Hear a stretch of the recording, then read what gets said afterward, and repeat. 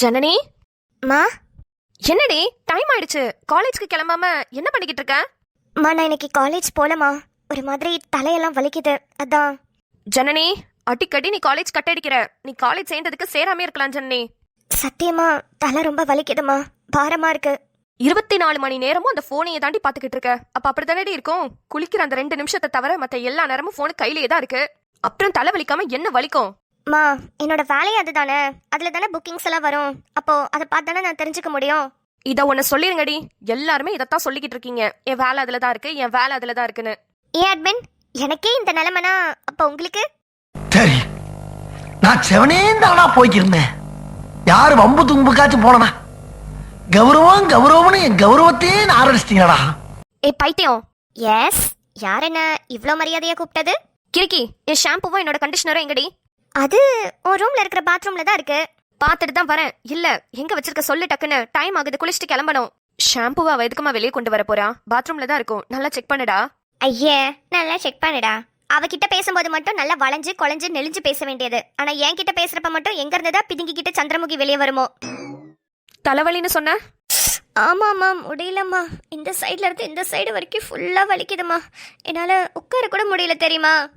உன்னை யாருடி இப்ப இங்க முனிவர் மாதிரி உட்கார சொன்னது? போய் படுத்து தூங்கு. படுத்து தூங்கா? ஏன் காலேஜ் போலையா?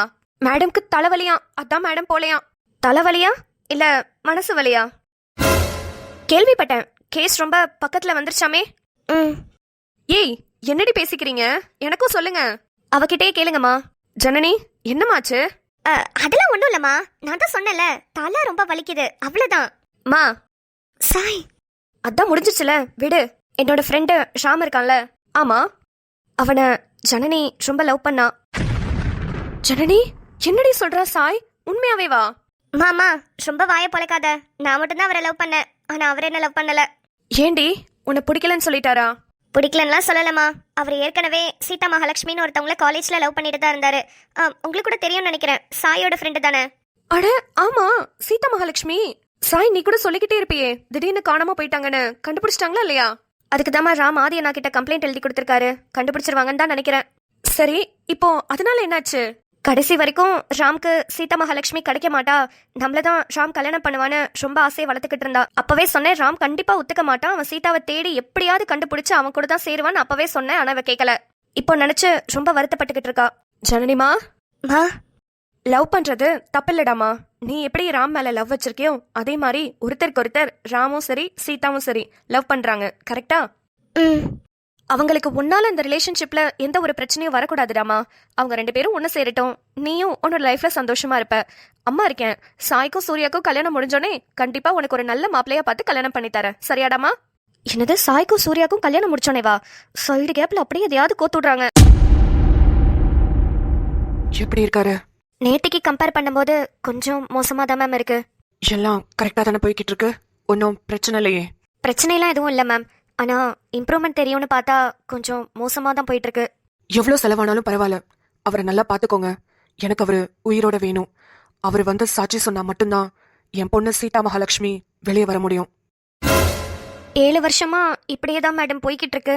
இதுக்கப்புறமா அவரு உயிரோட வருவாருன்னு நம்புறீங்களா?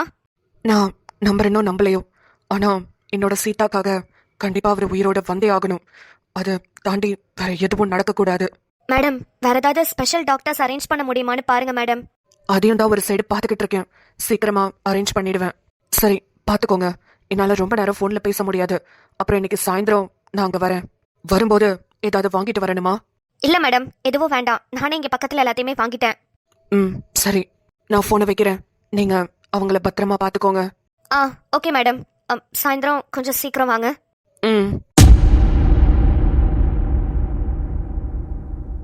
ஓய், என்ன வாண்டு படிக்காம ஜாலியா சில் பண்ணிட்டு இருக்க? இன்னைக்கு ஃபுல்லா படிச்சுட்டே தான் மாமா இருந்தேன். ஒரு நாள் ஃபுல்லா நம்ம பாத்துக்கவே இல்லையா, அதான் உன் கூட டைம் ஸ்பெண்ட் பண்ணலான்னு வந்துட்டேன். லேட் நைட் கூட படிச்சுப்பேன், அப்படி இல்லனா சீக்கிரமா காலையில எழுந்து கூட படிச்சுப்பேன். நாளைக்கும் லீவு தான், நாளான்னைக்கு தானே காலேஜ், ஒன்னும் ப்ராப்ளம் இல்ல. அம்மா, இன்னும் 4 வருஷம் இருக்குல்ல? ஆமா, 4 வருஷம் கழிச்சு நானும் டாக்டர். ஆமா, டாக்டர் மில்லர் நிலா. நல்லா இருக்குல்ல? சின்ன வயசுலலாம் அத்தனை வாட்டி எழுதிக்கிட்டே இருப்பேன் மாமா நோட்ல, டாக்டர் மில்லர் நிலா, டாக்டர் மில்லர் நிலான்னு பனிஷ்மெண்ட் மாதிரி எழுதிட்டு இருப்பேன். அதெல்லாம் எவ்வளவு பெரிய விஷயம் தெரியுமா? சின்ன வயசுல நம்ம நினைச்சத ஒண்ணு பெருசானதுக்கு அப்புறம் அச்சீவ் பண்றதெல்லாம் கொஞ்சம் பேருக்கு தான் கிடைக்கும். அது உனக்கு கிடைச்சிருக்கு. ஆமால. ஆமா, நீங்க சின்ன வயசுல என்னவாகணும்னு ஆசைப்பட்டீங்க? நான் சின்ன வயசுல ஆசைப்பட்டது எதுவும் இப்ப வரைக்கும் நடக்கலமா. நிறைய பேருக்கு அப்படிதானே மாமா. என்ன ஆசைப்பட்டீங்கன்னு சொல்லுங்க. நான் சின்ன வயசா இருக்கும்போது என்னோட ஆம்பிஷனே 4 குழந்தைங்களுக்கு ஒரு நல்ல அப்பாவா இருக்கணும்னு ஆசைப்பட்டேன். ஆனா இப்ப வரைக்கும் ஒண்ணுக்கு கூட இன்னும் அப்பாவாகல. என்ன கன்றாவியான ஆம்பிஷன் இது? யாருக்காவது இப்படி ஒரு ஆம்பிஷன் இருக்குமா? சரி, அது என்ன கணக்கு? 4 பேரு? அதுவா, அது 2 பையன் 2 பொண்ணு, அதுதான் கணக்கு. ஏன் வீட்ல பால்வாடி எதுவும் நடத்த போறீங்களா? ஏய், அதுக்கு இல்லடி. வீடு ஃபுல்லா குழந்தைங்க நிறைஞ்சிருந்ததுன்னா கலகலன்னு இருக்கும் தெரியுமா? உங்களுக்கு என்ன கலகலன்னு இருக்குன்னு சொல்லிட்டு நீங்க பாட்டுக்கு வேலைக்கு போயிருவீங்க. வீட்ல யார் வச்சு இவங்க எல்லாரையும் மேய்க்கிறது? ஏண்டி, இது ஆட்டு மந்தையா? மேய்க்கிறதுக்கு கஷ்டமா இருக்கிறதுக்கு குழந்தைங்கடி. எனக்கு குழந்தைங்கன்னா எவ்வளவு பிடிக்கும் தெரியுமா?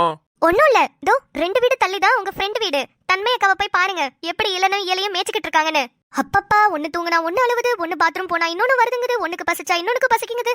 ஐயோ, எனக்கு தலையே சுத்திருச்சு. 2 நிமிஷம் தான் அங்க இருந்தேன், தெரிச்சிட்டு ஓடி வந்துட்டனே. ஏய், அது ட்வின்ஸ்னால அப்படி இருக்குடி. மத்தபடி அடுத்தடுத்து பெத்துக்கிட்டா நல்லா ஜாலியா இருக்கும். உங்களுக்கு என்னப்பா, ஜாலியா தான் இருக்கும். ஒரே நாள்ல வேலையை முடிச்சுட்டு போயிட்டே இருப்பீங்க. அடுத்தடுத்து பெத்துக்கிறது நாங்க தானே, எங்களுக்கு தானே அந்த வழி தெரியும். இருந்தாலும் இவ்ளோ ஓப்பனா பேசியிருக்க வேணாம். சரி, குழந்தைங்களோட தான் ஞாபகம் வருது மாமா. ஹரிணி இருக்கால, அவங்க அக்கா பொண்ணுக்கு இன்னைக்கு ஃபர்ஸ்ட் பர்த்டே. இன்னைக்கு ஈவினிங் செலிப்ரேஷனுக்கு கூப்பிட்டுருக்கா. கேக் கட்டிங்லாம் பண்ணி செம கிராண்டா செலிப்ரேட் பண்றாங்க போல. நைட்டும் டின்னர் அங்கதான், போயிட்டு வந்துடலாமா?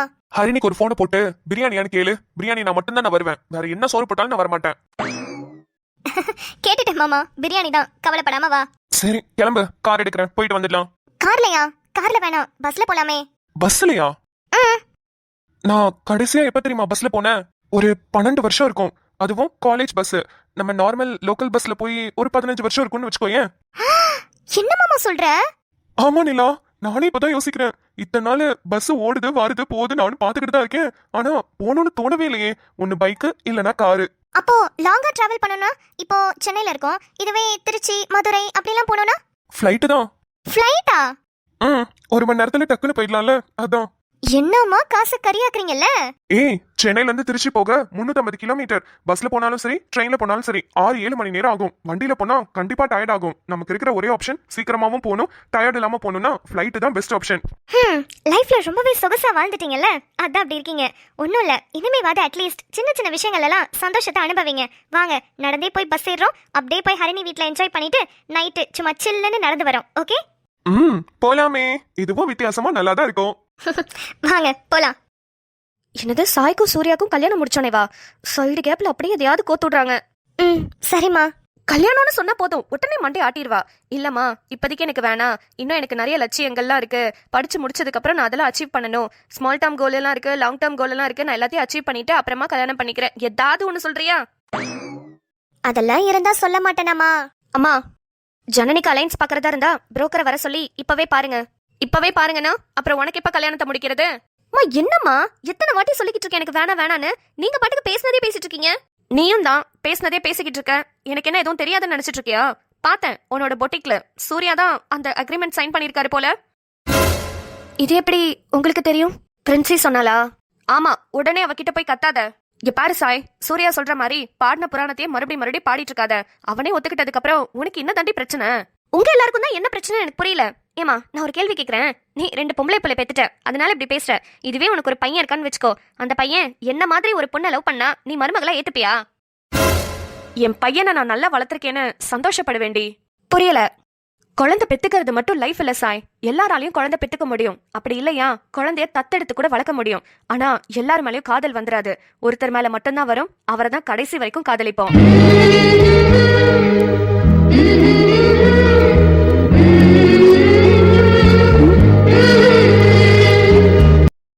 உன்னோட எல்லா உண்மையும் தெரிஞ்சு ஒரு பையன் உன்னை விட்டுட்டு போனானா நீ வருத்தப்படலாம். ஆனா எல்லாமே தெரிஞ்ச அந்த பையன் உனக்காக நிக்கணும்னு நினைக்கிறான், உன் கூட சேர்ந்து வாழணும்னு நினைக்கிறான், உன்னை காதலிக்கணும்னு நினைக்கிறான். அவனே நீ புரிஞ்சுக்கலனா நீ உன்னோட அழகான லைஃபை வேஸ்ட் பண்ணிக்கிட்டு இருக்கடி. மா, உண்மையாதான் சாய் சொல்றேன், கொஞ்சம் யோசிச்சு பாரு. அடிக்கடி சூர்யா கிட்ட ஒரு கேள்வி கேட்கறல, இந்த உலகத்துல உங்களுக்கு வேற பொண்ணுங்களே இல்லையா, நான் மட்டும்தான் கிடைச்சனா, ஏன் பின்னாடி ஏன் வரீங்கன்னு. அதே கேள்விய திருப்பி போட்டு கேட்டு பாரு. இந்த உலகத்துல அத்தனை பொண்ணுங்க இருந்தும் உனக்காக நீ வேணும்னு வந்து நிக்கிறான்ல, அவன் தாண்டி உன் மேல உண்மையான காதல் வச்சிருக்கான்.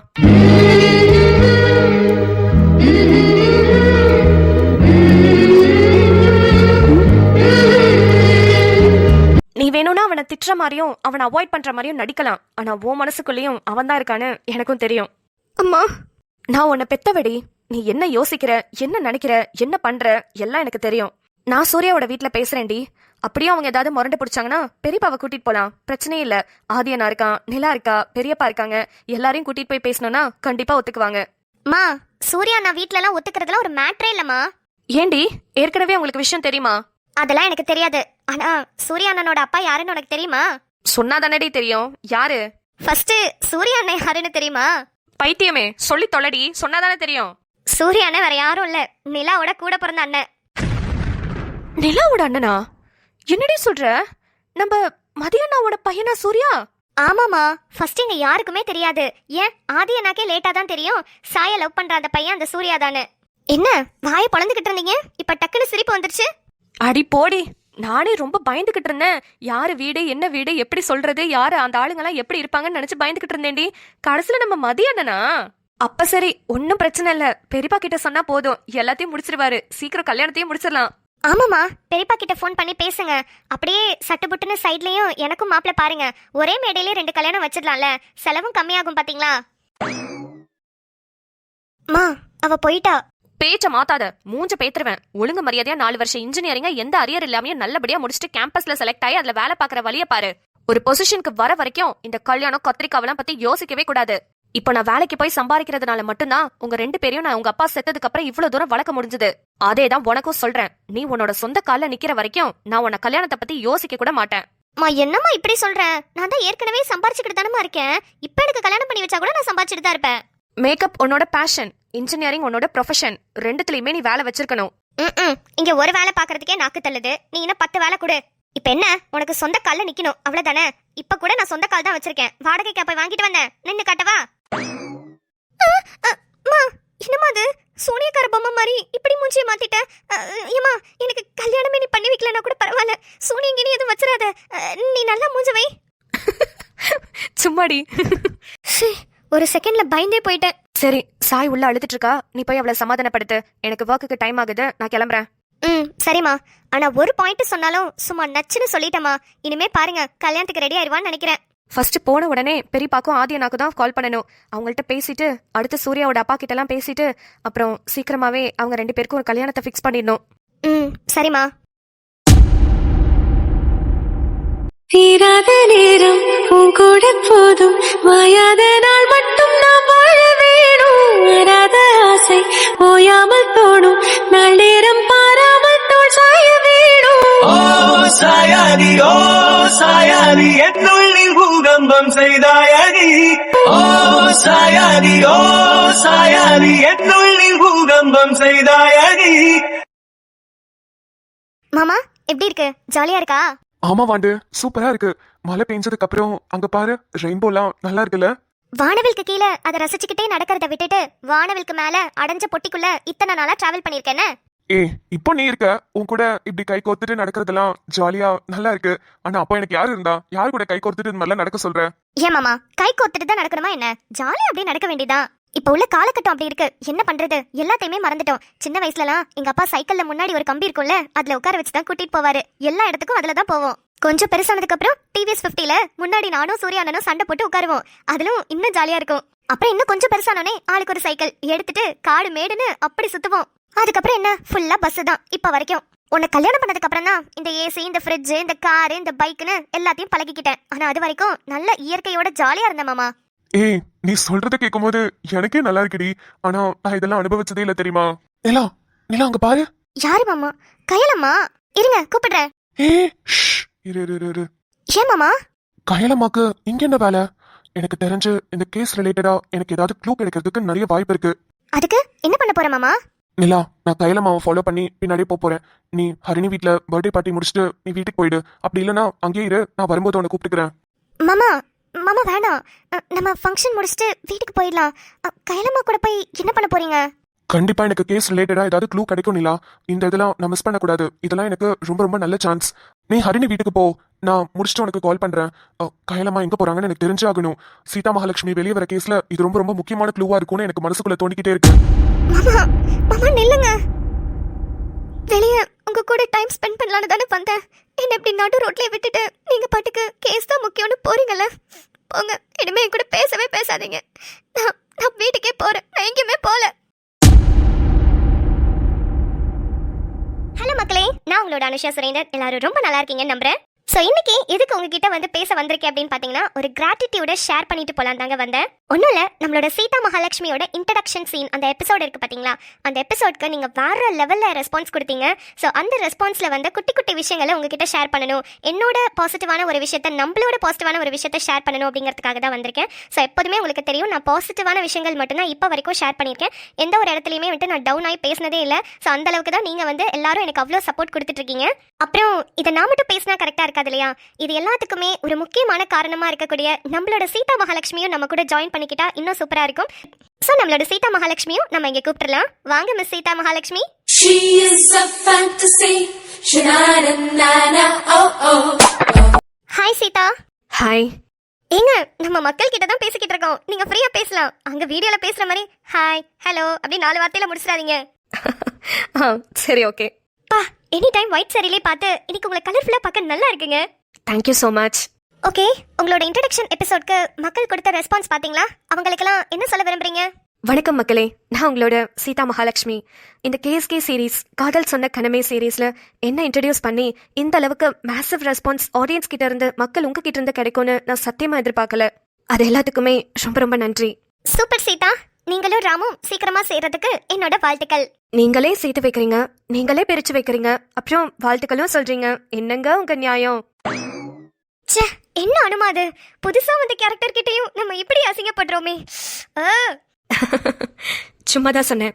என்னதான் எங்களை பிரிச்சு வச்சிருந்தாலும் ஒரு நல்ல நேரமா பார்த்து எங்களை சேர்த்து வைப்பீங்கன்ற நம்பிக்கை இருக்கு. உங்களோட வாழ்த்துக்களுக்கு ரொம்ப ரொம்ப நன்றி. Thank you so much Seetha Mahalakshmi. Anuchutti cartoons சேனல்ல கேஎஸ்கே சீரீஸ்ல உங்க ஜர்னி இனிதே ஆரம்பமாகட்டும். தேங்க்யூ. அண்ட் மக்களே, சீதாக்கு மட்டுமா நீங்க ரெஸ்பான்ஸ் சூப்பரா கொடுத்தீங்க, எனக்குள்ள வேற லெவல்ல கொடுத்துருந்தீங்க. மெயினா அதுக்கு தான் உங்களுக்கு தேங்க்யூ சொல்றதுக்காக வந்தேன். 99% எனக்கு பாசிட்டிவ் கமெண்ட்ஸ் தான் வந்திருந்தது. சில கமெண்ட்ஸ் மட்டும் என்ன இருந்தது அப்படின்னு பார்த்தீங்கன்னா, ராமா ஜனனியும் சீதா வைக்க சொல்லி நிறைய கமெண்ட்ஸ் எனக்கு வந்து ராம் ஜனனி பேர் தான் பிடிக்கும், சீதா வேண்டாம் அப்படின்ற மாதிரி சொல்லியிருந்தீங்க. பட் ஸ்கிரிப்டை சேஞ்ச் பண்ண முடியலங்க. ஏன்னா அவங்களுக்கு ஃப்ளாஷ்பேக்ஸ் எல்லாம் நான் நிறைய முன்னாடி எபிசோட்ஸ்ல எல்லாம் கொண்டு வந்துட்டேன். ஸோ கண்டிப்பாக ராம் சீதா தான் சேருவாங்க. அதை நான் இப்போ வந்து உங்ககிட்ட கிளியராக சொல்லிக்கிறேன். அண்ட் மீதி இருக்கிற 99% என்ன பாசிட்டிவான கமெண்ட்ஸ்ன்றதை நான் உங்ககிட்ட ஷேர் பண்ணிக்கிறேன். ஓகே, ஃபர்ஸ்ட் ஆஃப் ஆல் இந்த கமெண்ட்ஸ் தாங்க. அண்ட் ஃபஸ்ட்டு இருக்கிற டாப் மோஸ்ட்டில் இருக்கிற கமெண்ட் வந்து கண்ணாத்தாள் டியர். அவங்க எப்போதுமே எனக்கு ரொம்ப லாங்காக அப்படியே பெருசாக இருக்கும் அவங்களோட கமெண்ட். அதை படிக்கும்போது எனக்கு ரொம்ப ஹாப்பியாக சூப்பர்னு சொல்லிட்டு ஒரே வார்த்தையில் சொல்லிட்டு போயிருக்கலாம். பட் அவங்க ஒரு விஷயமும் நோட்டீஸ் பண்ணி சின்ன சின்ன நுணுக்கங்கள்லாம் அவங்க வந்து கரெக்டாக ஆட் பண்ணியிருப்பாங்க. ஸோ அவங்க அது பெருசாக என்னால் ஆட் பண்ண முடியல, அதனால் அவங்க நேம் கட் ஆயிருக்கும். அது சொல்லத்துக்கு தான் வந்தேன். ஸோ இந்த 3 கமெண்ட்லேயுமே காமனாக இருக்கிறது டேரக்டர். ஒரு கிரியேட்டருக்கு வேறு என்னங்க வேணும்? டேரக்டர்ன்ற வார்த்தை என்ன பார்த்து சொல்லியிருக்காங்கன்னா, உண்மையாகவே அதுக்கு நான் வேர்த்தா இல்லையான்றது எனக்கு தெரியல. பட் அவங்க சொல்லும்போது எனக்கு அதை பார்க்கும்போது எனக்கு அப்படியே கண் கலங்கும். நம்மள டேரக்டர்னு சொல்கிறாங்களா, நம்மளா அப்படின்ற மாதிரி ஒரு என்ன சொல்கிறது, ரொம்ப எமோஷனலாக இருக்கும். நிறைய பேருக்கு வந்து நார்மலாக ஃபீல் ஆகலாம், இல்லை என்ன இதுக்கெல்லாம் போய் இவங்க இப்படி ரியாக்ட் பண்ணுறாங்கன்னு நினைக்கலாம். பட் ஒரு ஸ்டோரியை யோசிச்சு இப்போ நம்மளோட கேஸ்க்கு எடுத்துட்டிங்க அப்படின்னா, ஒருத்தர் எவ்வளோ பேர்ஸ் இருக்காங்க. நான் இருக்கிற கேரக்டர்ஸ் எல்லாத்தையுமே இன்க்ளூட் பண்ணிட்டேன். ஏன்னா 3 ஸ்டோரி போட்டுட்டு இருந்தேன். பழைய ஃபர்ஸ்ட்லேருந்து பார்க்குறவங்களுக்குலாம் தெரியும். 3 இதுவாக போட்டுட்டு இருந்தேன் சீரீஸாக. காதலாசை யாரை விட்டதோ, என்கே, அப்புறம் இஎம்கே என்னை மாற்றிய காதலின்னு சொல்லிட்டு 3 போட்டுட்டு இருந்ததை 3மே கம்பைன் பண்ணி ஒன்றா கொண்டு வந்தப்போ அவ்வளோ கேரக்டர்ஸ் இருந்தது. ஃபஸ்ட்டெல்லாம் யோசித்தேன், அந்த இதை கம்பைன் பண்ணி மகாசங்கமமாக கொண்டு வரும்போது நம்மளால் பண்ண முடியுமா அப்படின்ற மாதிரி யோசிச்சு, ஓகே பண்ணுவோம், try, just give it a try அப்படின்ற மாதிரி தான் உள்ளே போனேன். பட் உங்களோட ரெஸ்பான்ஸ், உங்களோட லவ், உங்களோட சப்போர்ட்னால நான் வந்து அதை அப்படியே இப்போ வரைக்கும் கண்டினியூ பண்ணிட்டு இருக்கேன். இந்த எபிசோட் 92nd எபிசோட், நம்ப மாட்டீங்க, கேஎஸ்கே 92nd எபிசோடுங்க. என்னால் சத்தியமாக நம்ப முடியல இவ்வளோ தூரம் நான் கொண்டு வந்திருக்கேன் அப்படின்றது. So coming to the point என்னன்னா, டேரக்டர்னு என்னை வந்து கூப்பிட்டதுக்கு ரொம்ப ரொம்ப ரொம்ப நன்றி உங்கள் எல்லாருக்குமே. என்ன சொல்கிறது, எனக்கு என்ன சொல்கிறதுனே தெரில, வார்த்தையே வரல. ரொம்ப எமோஷ்னலாக ஃபீல் பண்ணேன். அப்போது கண் கலங்கி நான் அழுதுருக்கேன். ஆக்சுவலி ரொம்ப என்ன சொல்கிறது, வியூஸ் போகாமல், ஒரு வீடியோக்கு நல்ல ரெஸ்பான்ஸ் இல்லாமல், கஷ்டப்பட்டு வீடியோ பண்ணிப்போ நல்ல ரெஸ்பான்ஸ் இல்லாமல் அப்படிலாம் ரொம்ப அழுதுருக்கேன். நான் அதெல்லாம் இது வரைக்கும் ஷேர் பண்ணதில்லை. ஏன்னா எப்போதுமே நம்ம சைட்ல இருந்து பாசிட்டிவிட்டி மட்டும்தான் ஷேர் பண்ணணுன்றதை நான் ரொம்ப ஸ்ட்ராங்காக இருக்கேன். அதனால் வந்து நீங்கள் எல்லாருமே கொடுத்த ரெஸ்பான்ஸ் ரொம்ப ரொம்ப ஹாப்பியாக இருந்தது எனக்கு. Okay, coming to the next point. இந்த டைரக்டர் அதெல்லாம் சொன்ன வார்த்தைகள் அது ஃபர்ஸ்ட். அதுக்கப்புறம் வந்து ஸ்டோரி நல்லா இன்ட்ரெஸ்டிங்காக கொண்டு போறீங்க, சப்ஸ்கிரைபர்ஸ்க்கு போர் அடிக்காமல் எடுத்துட்டு போறீங்க அப்படின்னு சொல்லியிருந்தாங்க. அதுக்கு தேங்க்யூ. அப்புறம் பிரித்திகா பாலமுருகன் டியர் அவங்களுக்கு வந்து தேங்க்யூ சொல்லிக்கிறேன். என்னன்னா எடிட்டிங் வந்து ஜஸ்ட் லுக்கிங் லைக் அ வாவ் அப்படின்னு சொல்லியிருக்காங்க. ஏன்னா பொதுவாக கிரியேட்டர்ஸ் நாங்களாக இருக்கட்டும் இல்லை என்ன மாதிரி இருக்கிற எல்லாருமே வந்து எடிட்டிங்கில் ரொம்ப கான்சென்ட்ரேட் பண்ணுவோம். அதை யாராவது மென்ஷன் பண்ணி சொல்லும் போது ரொம்ப ரொம்ப ஹாப்பியாக இருக்கும். அப்புறம் கிரியேட்டிவிட்டிக்கு பொறாமப்படுறேன்னு சொன்னாங்க. Thank you dear, thank you so much. அப்புறம் நான்சி டியர் இவங்களும் என்ன ரொம்ப முன்னாடி காலத்துலேருந்து சப்போர்ட் பண்ணிட்டு இருக்காங்க. ஸோ அவங்க வந்து என்ன சொல்லியிருந்தாங்க அப்படின்னு பார்த்தீங்கன்னா 2:30 நோட்டிஃபிகேஷன் கரெக்டாக வச்சலாம் நான் உங்களோட வீடியோ அடிக்ட் ஆகி பார்க்குறேன் அப்படின்னு சொல்லியிருந்தாங்க. தேங்க்யூ ஸோ மச் டா. அப்புறம் அம்பிகா விஜயகாந்த் தியர் அவங்க வந்து பார்த்தீங்கன்னா அவங்களும் எக்ஸலண்ட்டாக இருக்குது, சூப்பராக இருக்குன்னு சொல்லியிருந்தாங்க. அடுத்ததான் வந்து அம்பிகா விஜயகாந்த் தியர் அவங்களும் வந்து ஸ்டோரி ரொம்ப எக்ஸலண்ட்டாக இருக்குது, நாளைக்கு எபிசோட்காக ரொம்ப வெயிட் பண்ணுறேன் அப்படின்னு சொல்லியிருந்தாங்க. ஸோ அவங்களுக்கும் thank you so much. So yeah, இந்த கமெண்ட்ஸ், லைக்ஸ், வியூஸ் இது எல்லாத்தையும் தாண்டி நீங்கள் என் மேலே வச்சிருக்கிற லவ் அண்ட் சப்போர்ட் அது எல்லாத்துக்குமே ரொம்ப ரொம்ப நன்றி. நான் முன்னாடியே சொன்ன மாதிரி இந்த கமெண்ட்ல இருக்கிற வார்த்தைக்கெல்லாம் நான் தகுதியானவளா இல்லையான்னு எனக்கு தெரியல. பட் நான் காலரை தூக்கி விட்டு சொல்லுவேன், என்னோட ஹார்ட் ஒர்க்குக்கு கிடைச்ச இந்த வார்த்தை தான் என்னோட சக்ஸஸ்னு. ஃபியூச்சரில் எப்படி இருப்பேன்றதெல்லாம் தாண்டி இப்போதைக்கு இது போதும் எனக்கு, இது போதுமே அப்படின்ற மாதிரி தான் இருக்குது. Thank you, thank you so much. எவ்வளோ தேங்க்யூ சொன்னாலும் உங்கள் எல்லாருக்குமே பத்தாது. சரி, ஓகே, நான் பேசிக்கிட்டே தான் இருப்பேன். ஏன்னா அந்த அளவுக்கு நீங்கள் எனக்கு support and love and response கொடுத்துருக்கீங்க. ஸோ அதனால் இப்போதைக்கு நான் வைண்ட் அப் பண்ணிக்கிறேன். இன்னொரு நெக்ஸ்ட் ஒரு இதில் வந்துட்டு நான் கண்டிப்பாக உங்ககிட்ட ஃப்ரீயாக ஜாலியாக பேசுவோம். ஸோ கூடிய சீக்கிரத்திலேயே ஒரு நல்ல ஒரு இதோட உங்களை நான் மீட் பண்ணுறேன். என்னன்றது அப்புறமா ரிவீல் பண்ணுறேன். மேக்ஸிமம் கண்டுபிடிச்சிருப்பீங்க என்னன்றது. ஸோ யா, இல்லை சொன்னால் சொல்லிடுவேன். அதனால் வந்து நான் அப்புறமா ரிவீல் பண்ணுறேன். ஓகே மக்களே, பாய். நம்ம நெக்ஸ்ட் இதே மாதிரி ஏதாவது ஒரு சிட் சாட் வீடியோவில் நம்ம வந்து சந்திப்போம். பாய் மக்களே.